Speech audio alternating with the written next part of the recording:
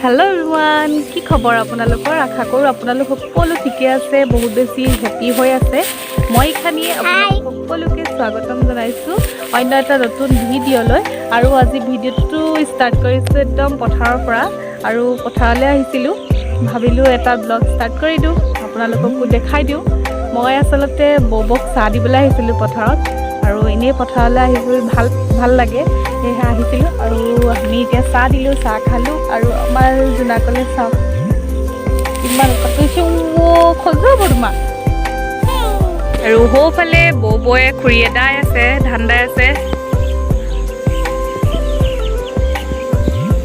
এখিনি ডাবলে ভাল হৈছে চাগে ন থিয় হৈ আছে না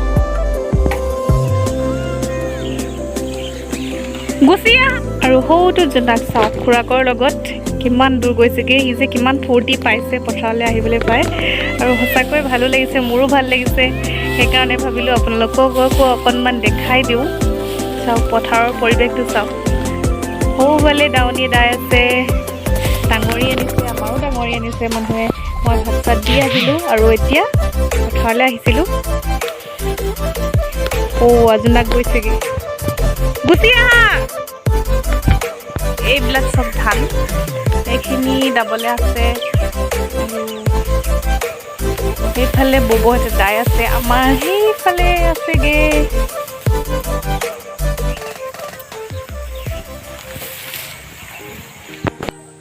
মই ধান কাটিব নাজানো কিন্তু পথাৰলৈ আহি চাহ ভাতৰ আমিষ ললো আৰু প্ৰতি বছৰে এনেকৈ এদিন হলেও পথাৰলৈ সময় উলিয়াই আহো আৰু জুনাককো আনো সৰুৰ পৰাই তাক আনো আৰু জুনাকে যে হিটো মুখত লৈ আছে মানে তাক নৰাৰ পেপা এটা বনাই দিব লাগে মই তাক বনাই দিলো বাৰু পিছত আৰু হোফালে বট্টাৰ লৰাটোৱে ডাঙৰি নি আছিলে আৰু তাৰ পাছে পাছে জুনাকে ইমানে দৌৰিছে মুকলি একদম পথাৰখন পাই সি ইমানেই বেছি ফূৰ্তি কৰিলে আৰু এৰি দিছো এনেকে ফূৰ্তি কৰক কতনো এনেকুৱা পৰিৱেশ সদায় পায় এফালে একদম খুৰি আৰু বৌৱে পুৰা ধান কটাত ব্যস্ত হৈ আছে আৰু মই তাকে ভিডিঅ' কৰি আপোনালোকক অকণমান দেখাই দিলো খুব ভাল লাগে পথাৰলৈ আহি পথাৰত বিশেষকৈ চাহ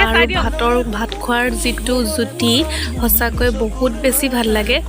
পথাৰত লাগে সুদা আলু পিটিকাই হওক ভাতকেইটা কিন্তু ইমানেই খাই বেছি ভাল লাগে সেইফালে বৌৱে চাহ খাই আছে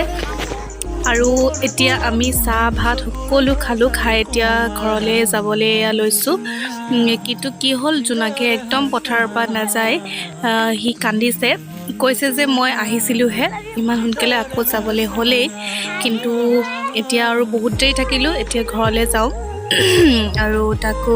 লৈ যাব লাগিব ইয়াত এনেকে অকলে এৰি থৈ যাব নোৱাৰি কিন্তু সি খুব বেছি বেয়া পাইছে লৈ যাবৰ বাবে আৰু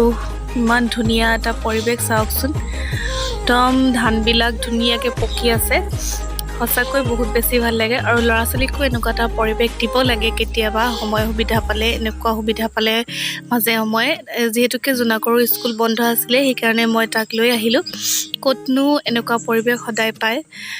সি গাঁৱৰ এটা পৰিৱেশ পাইছে সৌভাগ্য বুলিয়ে ক'ব লাগিব এনেকুৱা এটা পৰিৱেশত সি থাকিবলৈ পাইছে